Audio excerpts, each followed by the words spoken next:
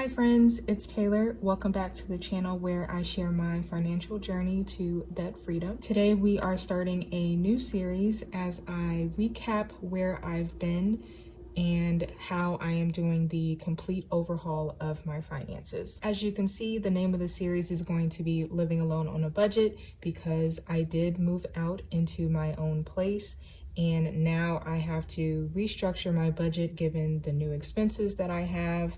And I figured that I would just document the entire process because it might be helpful for some of you who need some, just guidance on how you would do this. And I also think it would be helpful for people to see exactly how I think about my money step by step. So today is going to be part one, where I do my financial overview. So I won't be going into much detail in this video. I just want to explain my situation, and then I will preview the videos that you can expect upcoming in this series. So I want to start with explaining why things are changing, more specifically why I chose to move out when I was living with a roommate and had reduced expenses. And the first thing is peace of mind. I had a lot of issues with my roommate leaving the door open or unlocked, which of course, as you can imagine, is a safety hazard. And there was even an instance where a man walked into the apartment while I was still there. And then lastly, the building itself was quite old, so I frequently had power outages, which is of course difficult since I work from home. I also had mold issues. There was also some water leaks. And although I am extremely grateful that the maintenance team was very responsive, at the end of the day, it just was not a very quality place to live. So that was just, all of that together was the biggest reason that I knew I had to get out. Second, I really wanted my own privacy. I value my alone time as an introvert. And with Koda and I, for the most part, kind of staying in my room that I was renting out, I really wanted both of us to have our own space, but more specifically Koda, because he is still young. He's only a year old and he loves exploring and running around. And especially since I am trying to get back into the groove of content creation, I wanted to be able to kind of do that without any interruptions. The third reason is that I just needed to rebuild my finances from scratch. I depleted all of my savings, or at least like 90% of it, due to the family debt that I've mentioned in previous videos.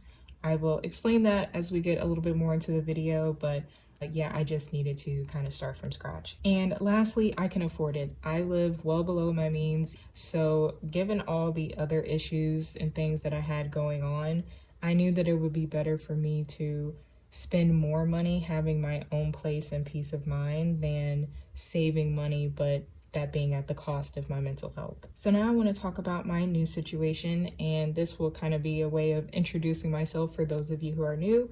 I am 28. I am in the single income, no kids bucket of people, aka SINK. I live alone with my cat Koda, and I make $50,000 a year, and that is my gross income. And I live in Maryland, but as part of the Washington, D.C. metro area, also known as the DMV. So I do live in, I would say, a relatively expensive area, or at least like more costly than when I was living in Virginia. But again, I decided that the price increase would be worth it. So next I want to get into my gross pay breakdown. So as I said, I make $50,000 a year, and that's pre-tax. And then I have my federal tax and my state taxes. And my state taxes have almost doubled since I moved back to Maryland, which is very unfortunate. And then of course I have my Social Security and Medicare. So my take home per month after taxes is $3,245.87. Now we're getting into like my post-tax deductions. So I have 2% going to my 401k because my job matches up to 2%. So I wanted to make sure that I had that secured even if I didn't put anything more than that. And then I have my medical insurance, dental, vision, and accident. I decided to go with the accident plan because I am extremely clumsy and I wanted the extra protection of anything that my health insurance may not cover. And then I have my transit, which is going to be my transportation to work. I previously had to pay for any transportation to work out of pocket and then get reimbursed for it later, but my job just switched to a new program, so now it just comes directly out of that new program's debit card, and I don't have to do the back and forth of reimbursing. So that's really nice. The reason that my transportation is so cheap is because I only go into the office 1 day a week, and I use public transportation, which is extremely cheap. So this is all that I need for the month. And lastly, I have my HSA, and this is going to be my health savings account. This allows me to get the pre-tax advantage of spending money on health-related expenses so that the amount of taxes that are due in the following year, if I owe anything, is going to be reduced. So I decided to give myself $60 a month because I reviewed my health and wellness spending from the past year, and this was about the average. And again, with the same program here, I have a dedicated debit card that I can use for any HSA eligible expenses such as medicines and things like that. And then my short and long-term disability and life insurance are completely covered by my job, so I don't have to pay for that. So my new take home is going to be $3,046.87, which is $15.23.44 per paycheck. And then my take home per year from the $50K that we started off with is $36,562.48. So a pretty big jump there between $50K and $36,000. But I do have to keep in mind that it's because I have a lot of these deductions coming out that, I may have had to pay after take home, but with these deductions specifically, I get more benefits, so I'm good with that. All right, now we're gonna move into my current financial breakdown. As I said before, this is just going to be the very general overview, and then I will spend some more time in future videos breaking down everything individually and talking about my strategy for building my savings and my 401k and things like that. So this timeline is over the past 6 months, with this being the beginning of January 2024. And we can see that the peak of my assets was about here, and this was about 8,000. And then we'll see that it dropped significantly here to, I want to say, like maybe 2,000. Oh, I forgot to say that for assets, I'm specifically talking about the money that's in my bank accounts and my 401k. So the explanation for this drop here is that I spent all of my savings, or just about, on a family debt. So for those who are new and may not have the context, I moved out of an apartment in early 2023. After I moved out, my family accumulated debt that they owed the property, and then in late 2023 that account went to collections, and I was still liable for it because I was on the lease even though I had moved out. So after it went to collections, I reached out to them to set up a payment plan. That went on from, I want to say, like December, January up until April. And then I asked them about settling the debt. I wasn't planning on doing it until later in the year, in like December, but they told me very last minute that if I agreed to a settlement in April, I would be able to get a 50% discount. I reached out to other family members for help, and minus $200 that I did receive from one of the family members that helped me, I paid the remaining $6,000, or it was just under $6,000 by myself in order to settle the debt. And although I did lose all of my savings settling this debt, I only had to pay $6,000 for a balance that was $15,000. I still do think that it was the best decision given the timeline that I had to make the decision, the fact that I had the money, and I knew that I could get my savings back up pretty quickly.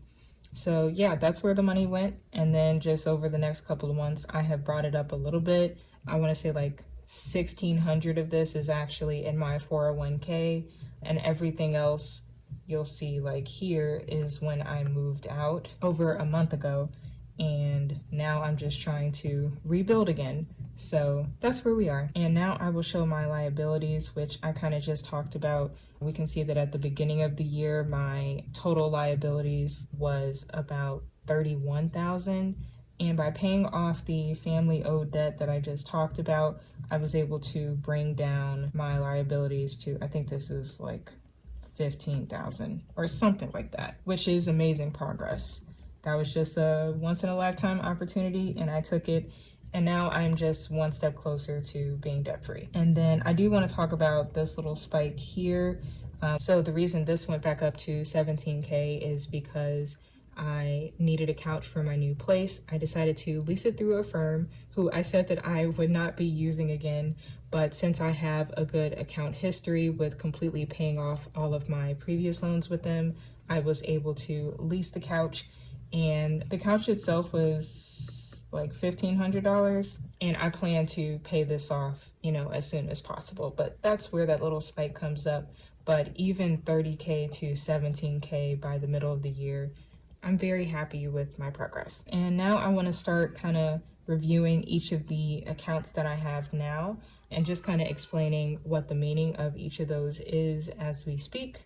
So the first account is pretty self-explanatory. It is going to be most of my scheduled bills. So anything with a specific due date, at least the ones that I could connect directly to this checking account, that's what I did. And then everything else comes out of spending. So this is going to be everything that has to get charged to my debit card, such as groceries and household supplies and anything else that can't come out of the checking account, or the checking account for bills specifically. Then I have my emergency fund that I always cap at $1,000. After I get this one to $1,000, I always put any extra emergency fund money, which is $200 a month, into this 1 year fund. And as the name suggests, the goal is to get this fund up to a year's worth of my expenses. Then I have short-term goals. These are going to be mainly annual subscriptions, or again, anything with a date. And then for my long-term goals, these are going to be things without a date and just like way down the line goals, like getting a new house, a new car, new apartment, things like that. And then I have my transit, which is the same as this here, the FSA transit here. And I just like to keep a record of that in Monarch Money. I forgot to say that all of these screenshots we're looking at come from my all-in-one finance tool, Monarch Money. And I just keep as much as I can in there so that I can easily reference it when I'm doing financial planning like today. So with the transit, this is going to be the work transportation, and then the HSA, the health savings. And then I keep the balance of that here so that I can also see how much I have left to spend this month before it gets refilled on the first day of the month. Then I have my 401k. Like I said, I get the 2% match from my job. And then these are all of my loans. So there's the couch that I was talking about. And then everything else here is just going to be student loans. And my payments, again, got postponed to October 2025, which would be next fall.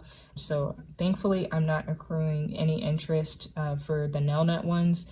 And then I don't get interest in general with this college debt, which I actually am on track to pay off completely by the end of September. So that'll be one less debt that I have to worry about. And that's pretty much it for all of my accounts. And now I'm just going to kind of preview the upcoming parts of the series. So the first thing I need to do is create my budget and savings categories, which is actually what we're going to do today. And then I'll talk about bank account mapping, where I split my paychecks and determine what will go into the bills account, what will go into savings, etc.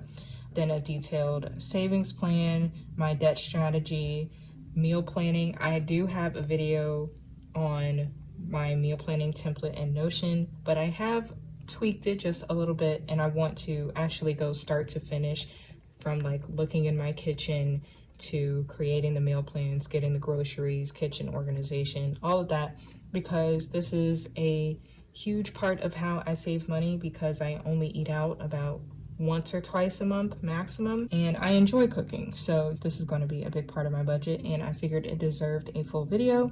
And then shopping, this is going to be household shopping, how I save money doing that. And then I'm going to talk about my financial self-care, which is going to be the goals that I have for any extra money that I get in a month and how I'm taking care of myself and future me. And we will finish it off by going over my financial roadmap, which is my tracker and Notion on how I manage all of my financial goals and get just like the bird's eye view of where I am in my financial journey and how I just hold myself accountable. So as I said, we're going to do our budget and savings categories today. So I have created this little chart here, just kind of grouping all of the expenses that I have now into how I'll restructure them in Monarch. And I will also put the amounts next to each of these as we go. Or actually, I might just move all of the categories first and then put the amounts after. So we're going to just drag these into what makes sense. So we have my rent, security deposit, and water and sewer. All of these are billed at the same time on the first of the month. For an explanation on the security deposit, I opted to just do the monthly fee, which is $56 per month, so that I would reduce the cost of my upfront spending since this move was kind of last minute. And then I have internet, therapy. I have this in its own group. I don't know why. I don't know where else it could go. We'll see as we go. And then I have YouTube Premium, Blink, and Google One for my subscriptions, pet insurance, that goes under here, bills and utilities. Also gas, electric, and renter's insurance, that goes here. And then I have my couch loans that I just talked about, Google Workspace, and I think that's the last subscription. Yeah. So then groceries, household, pet supplies, and laundry. Those are under household. And then restaurants and home decor, that's fun money. Tithes is going to go into future. For future, these are expenses that I would like to do in the future but can't afford now, hence why it says future. Emergency fund and sinking funds, these all go into savings. Oops. And then treat myself, we'll put that under fun money. And travel, yeah, I'm just going to put that in the future for now because I'm not really budgeting for it. I completely forgot to mention that I'm using OneNote, which is why I'm able to annotate everything. I forgot to mention that at the beginning of the video. I actually think I'm going to turn on the roll lines. So now I'm just going to put the amounts next to each thing. So for rent, this is $13.92. The security deposit is $56 a month, and water and sewer is going to be $61. At least this is my estimation, so we'll see if this is actually accurate. And then for internet, this is going to be $45.90. Thankfully, my complex had a discounted rate for the internet that I need. Again, I work from home, so this was extremely important. And I'm gonna just bring this down a little bit so that it matches up. Pet insurance, oh my gosh. I forgot my pet insurance. Let me look it up real quick. Oh, right. My pet insurance went up a couple of dollars because I moved to Maryland. I hate how expensive things are. And then for my gas bill, this is going to be $44 a month. I opted to do budget billing so that my costs would spread out. And then for electric, I actually don't have the option to do budget billing, and I don't have my bill from June or July. They said, you know, sometimes it just takes some time to generate the bill. So I am going to, no, I'll do orange because I just don't know what this is going to be. And then my renter's insurance is $15.65. Nope, $15.66, my bad. All of these are pretty much the same each month. So groceries is $3.60, household is $70, pet supplies is $70, and laundry is $30. And therapy, I'm actually gonna put that this is billed every 2 weeks. So some months it's going to be 100, and I would say this is more often than not. but it also could be 150. And I'll put that like in this color here. And then YouTube Premium is $13.99. Blink is my doorbell security camera, and that's $3.18. Google One is $1.99 a month, although I think I might be able to get rid of this soon because I'm going to be doing a clean out of everything, so I may not need this. We'll see. And then Google Workspace is for my business, and that's $7.64 a month. And then for restaurants, home decor, and treating myself, I'm just going to give myself an overall budget of $80. And then for the couch, this is $60.56 a month. And then my emergency fund, I'll just say $200 a month goes into either of these funds. The priority would be the $1,000 one, and then after that, it would waterfall into the 1-year fund. The bills gets $65.17. Nelnet is $166.66. I will talk about this in my debt strategy video, but I am deciding to save up to pay this loan off before payments are due because this has the highest interest rate. And since the money isn't due right now, I figured I would just save up for it, get some interest, and then right before the payments are due again, I will completely pay off this loan and save myself some money long term. And then for gifts, this is just $25 a month. So if it's someone's birthday or whatever, I spend the $25. If there are no reasons for me to give gifts in that particular month, I just put it into savings. And then for tithes and travel, again, these are future, so I'm not really gonna worry about budgeting those right now. So here is the overview. Oh, I need to do these last two things, which is note which ones have a specific billing date and which ones I'm flexible with. And for the specific billing date, we have these three: internet, pet insurance, gas, electric and renter's insurance, therapy, all of my subscriptions,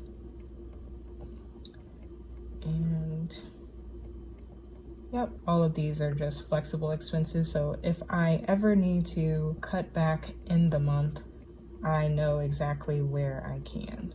All right, so that is it for today's video. I know I did a lot of talking, but I still could have missed something that maybe you all have a question about. So be sure to let me know in the comments below, and I will either answer it there or answer it in the future videos that I have coming up. Be sure to leave a like if you liked it, and also subscribe if you want to see the rest of the videos that I'm going to do. Thank you for watching. I hope you enjoyed, and I will see you in the next one.